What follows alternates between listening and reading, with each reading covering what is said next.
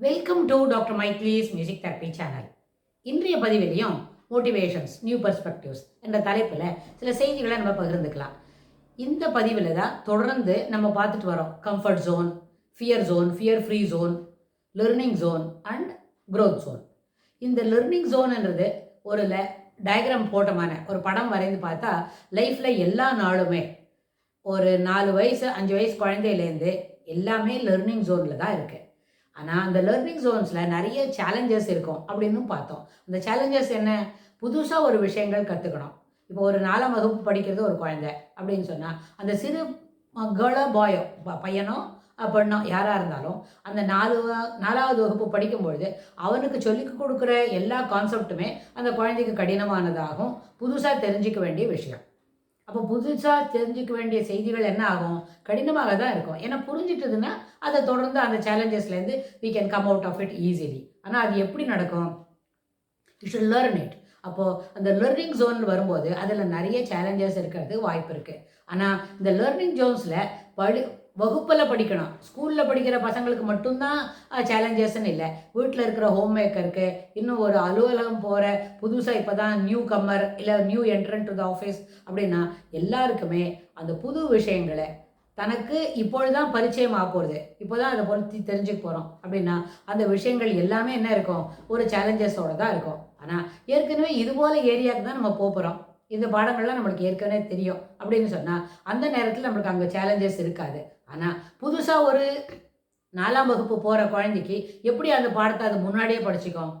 Number work that is related. Previous வகுப்பில் படித்த செய்திகள் இப்போ வரும்னு சொன்னால் அந்த கான்செப்ட் கேன் பி இம்ப்ளிமெண்டட். ஆனால் புதுசாக ஒரு விஷயம் தெரிஞ்சுக்கணும்னு சொன்னால் அது அந்த சேலஞ்சஸோட சேர்த்து தான் அதை புரிஞ்சிக்க முடியும். சேலஞ்சஸ் இல்லாமல் புது விஷயங்களை கற்றுக்கொள்வது என்பது எளிதில்லை. அது it is part of it. புது விஷயங்களை கற்றுக்கணும்னு இது ஒரு ஹோம் மேக்கருக்கும் பொருந்தும். புதுசாக ஒருத்தர் என்ன இன்றைக்கி தான் அவங்க ஒருத்தர் கிச்சனில் வந்துருக்குறாங்க, she is highly a beginner, ஒரு அப்ரெண்டிஸ்ஷிப்பில் தான் வந்திருக்கிறாங்க அப்படின்னு சொன்னால் அந்த கிச்சனில் வரும்போது அந்த கட்லரிலாம் எப்படி வைக்கணும், அப்புறம் அந்த வெஜிடபிள்ஸ் கட் பண்ண பிறகு அது எப்படி அதை சாப்பாட்டுக்கு தயார் பண்ணுறதுக்கு அதை மேலே எடுத்துகிட்டு போனோம். இது ஒரு என்ன எப்படி சொல்லித்தரதுன்னா அந்த புதுசாக கற்றுக்கணும். மேலே ஹோம் சயின்ஸ் படிக்கிறோமே, அந்த ஹோம் சயின்ஸ் படிக்கிற வகுப்பில் கூட இதெல்லாம் நம்ம தெரிஞ்சுக்கணும். அப்போது அது கேட்டரிங் டெக்னாலஜி படிக்கிறோம். அது பேர் வேணால் டெக்னாலஜியாக இருக்கலாம், ஆனால் அது ஹவு டு மேக் இட் பக்கா அப்படின்னு சொன்னால் அந்த பக்காவாக அதை தெரிஞ்சுக்கிறதுக்கு, சிறப்பாக செய்யறதுக்கு அதில் ஒரு ட்ரைனிங் இருக்குதா இருக்கும். அந்த ட்ரைனிங் என்ன? Definitely it is a challenge. அப்போது வெறும் ஹோம் மேக்கராக இருந்து கிச்சன் ப்ரிப்பரேஷன்ஸ் இருந்தால் கூட கிச்சன் எப்படி நீட் அண்ட் பிக் அண்ட் க்ளீனாக வச்சுக்கிறது அப்படின்னு சொன்னால் அதுக்கும் யூ ஷுட் லேர்ன் இட். எங்கெல்லாம் எடுத்து வச்சுக்க முடியும், எதெல்லாம் க்ளீனாக இருக்க முடியும்னு தெரியும். அப்போ அவங்கள கேட்டால் என்ன சொல்லுவாங்க? பெரிய சேலஞ்சாக இருக்குப்பா, it is really taking extra time அப்படின்லாம் சொல்லுவாங்க. ஆனால் அந்த விஷயங்களை அப்போ தெரிஞ்சுக்கிட்டாதான் அதுக்கப்புறம் ஓவர் த இயர்ஸ் நம்ம நம்மளோட எக்ஸ்பர்டைஸ் காமிக்கும் பொழுது இந்த லேர்னிங் நல்ல அளவுக்கு பயனுள்ளதாக அமையும். அதுபோல தான் வகுப்பில் படிக்கும்பொழுது சில கான்செப்ட்ஸ்லாம் நம்ம தெரிஞ்சுக்கிறோம் அப்படின்னா the same concepts can be developed over the years of learning. ஆனால் இனிஷியலாக ஒரு 4th ஸ்டாண்டர்ட்லையோ 5th ஸ்டாண்டர்ட்லையோ சில கான்செப்டில் தெரிஞ்சுக்கிறோம் அப்படின்னா அதுவே நல்ல அளவுக்கு பயனுள்ளதாக இருக்கும். அதனால் லேர்னிங் ஜோனில் இது ஒரு சின்ன 2 அனப்டேட் 2 ஒரு விஷயங்கள் தான் நம்ம சொல்கிறோம் இந்த சேலஞ்சஸாக இருக்கும்னு. ஆனால் எல்லா இடத்துலையும் எல்லா ஏரியாலையும் நம்ம புதுசாக ஒரு இடத்துக்கு போகிறோன்னா அங்கே கற்றுக்கொள்ள வேண்டிய செய்திகள் இந்த சேலஞ்சஸோடு தான் வரும். அடுத்தது இந்த எல்லா இடத்தையும் தெரிஞ்சுக்கிறோம் அப்படின்னா க்ரோத் ஜோன் எப்படி நம்மளோட வளர்ச்சியை காட்டிக்கிறது அப்படின்னு சொன்னால் அந்த வளர்ச்சியை வரும்பொழுது ஒரு கல்லூரி படிப்பு முடிச்சிட்டோம், 20 வயசு தாண்டிட்டோம் அப்படின்னு சொன்னால் ஏர்லி அடல்ட்ஹுட்டில் இருக்கிறோம் அப்படின்னா அந்த நேரத்தில் எல்லா செய்திகளும் நமக்கு எப்படி இருக்கும்?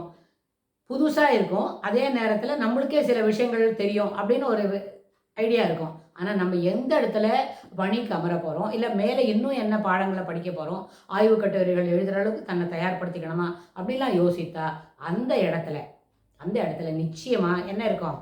நம்மளோட க்ரோத் வளர்ச்சிக்கு தகுதியான சில செய்திகளை நம்ம செய்ய வேண்டி வரும். ஆனால் நம்ம என்ன செய்யணும்? அங்கே நம்மளோட ட்ரீம்ஸ், நம்மளுக்குன்னு சில கனவுகள் இருக்கும், அதை போல் இருக்கணும், இது போல் இப்படி போலாம் நம்மளை மாற்றிக்கணும் அப்படின்னு அந்த கனவுகளை நம்ம நோக்கி நடந்து போகிறோம் அப்படின்றதுக்கு அதுக்கு முன்னாடி நம்மளோட செயல்பாடுகள், how our activities are extended இது வரைக்கும் நம்மளோட செயல்பாடுகளை எப்படியெல்லாம் நம்ம எடுத்துகிட்டு போக முடியும் அப்படின்னு பார்க்கும்பொழுது ஏற்கனவே லேர்னிங் ஜோனில் சில செய்திகள்லாம் நம்ம கற்றுக்கிட்டோம் இல்லையா, அது வந்து சேலஞ்சஸாக இருக்குது, அதில் வந்து நிறைய நம்மளோட கம்ஃபர்ட் ஜோன் குறைவாக இருக்குது அப்படின்னு சொன்னால், இப்போ இந்த க்ரோத் ஜோன் வரும்போது கம்ஃபர்ட் ஜோன் வந்து learn while you play play while you learn அப்படின்னு ஒரு சின்ன கான்செப்ட் இருக்குது. அதாவது விளையாடிக்கொண்டே ப்ராக்டிஸ் பண்ணும்போதே நீங்கள் வந்து என்ன பண்ணுங்கள், என்ஜாய் பண்ணிக்கோங்க, என்ஜாய் பண்ணும்போதே ப்ராக்டிஸ் பண்ணுங்கள் அப்படின்னு ஒரு மருத்துவர்களுக்கு சில வார்த்தைகளை சொல்லி கொடுப்பாங்க அவங்கள மோட்டிவேட் பண்ணுறதுக்கு. Learn while you practice, practice while you learn அப்படின்னு. அந்த மாதிரி நம்ம எல்லாத்தையும் என்ஜாய் பண்ணும்பொழுதே அதில் சில கம்ஃபர்ட்ஸ் கிடைக்கிறதுல இந்த புது விஷயம் தெரிஞ்சுக்கிறோம், நல்லா ஈஸியாக இருக்குது, ரொம்ப இன்ட்ரெஸ்டிங்காக இருக்குது, சூப்பராக சொல்கிறாங்க இந்த மேடம் அப்படிலாம் நம்ம தோணுறதுன்னு சொன்னால் அந்த நேரத்திலே யூ என்ஜாய் தட், அதையே கம்ஃபர்ட்டாக மாற்று அப்படின்னு சொன்னால் தான் அது இந்த மாதிரி அதை அதாவது சேஞ்ச் ஆஃப் ட்ரான்ஸ்ஃபர் ஆஃப் ட்ரைனிங்னு ஒன்று சொல்லுவாங்க. அந்த மாதிரி இந்த ட்ரான்ஸ்ஃபர் ஆஃப் ட்ரைனிங்கில் ட்ரான்ஸ்ஃபர் ஆஃப் கம்ஃபர்ட்ஸ் அப்படின்றத படிக்கும் பொழுதே அதை இனிமையாக கொண்டா அது வந்து என்ன பண்ணணும், கம்ஃபர்ட் ஜோனுக்குள்ளே வரும். படிக்கிறத வந்து படிக்கிறதோடு போராடினோம்னா அது கம்ஃபர்ட் ஜோனுக்குள்ளே வராது, ஃபியர் ஜோனில் வந்துடும். ஃபியர் ஜோனில் வரக்கூடிய எந்த செய்தியும் நம்மளால் என்ன பண்ண முடியாது, அதில் மனம் ஒன்றுபட்டு செயல்பட முடியாது. அதுவும் சிறு பிள்ளைகளுக்கு கம்ஃபர்ட் ஜோனுக்குள்ளே தான் படிக்கிறோம் அப்படின்றத சொல்லி கொடுத்தாலே அவங்களோட மதிப்பெண்கள் மிகவும் பெரிய அளவில் உயர்வதற்கு வாய்ப்பு உண்டு. ஆனால் கம்ஃபர்ட் ஜோன் இல்லாமல் ஃபியர் ஜோனில் நம்ம பாடத்தை படிக்கிறோம், அம்மா வந்தால் திட்டுவாங்க, ஐயோ டீச்சர் வந்தால் கொம்பு எடுத்துக்கிட்டே வராங்க, அந்த டியூஷன் டீச்சர் வராங்க, அப்படியே அவங்க பார்க்கறது பார்த்தாலே பயமாக இருக்குது அப்படின்னு சொல்லி அந்த ஃபியருக்குள்ளே பிள்ளைங்களை படிக்க வச்சா அது என்ன பண்ணோம், அந்த படிக்கிற பாடமும் மறந்து போயிடும், அந்த கான்செப்டும் அதில் நிற்காது அந்த பிள்ளைங்களுக்கு. அதே நேரத்தில் அந்த படிப்பில் ஒரு ஈடுபாடும் கணிசமாக குறையும். இது ஒரு அத்தியாவசியமான செய்தி. இந்த செய்தியை அந்த சிறு பிள்ளைங்களுக்கு யாரெல்லாம் பாடம் சொல்லி கொடுக்குறாங்களோ அவங்க அது நிச்சயமாக தெரிஞ்சுக்கணும். இது வந்து ஒரு தாழ்மையான வேண்டுகோள் தான். ஆனால் இது என்ன பண்ணணும், நிச்சயமாக அதை செயல்படுத்தணும். அவசியம் செயல்படுத்தும் பொழுது அடுத்த ஜெனரேஷனுக்கு தான் நம்ம பாடம் சொல்லித்தரோம்.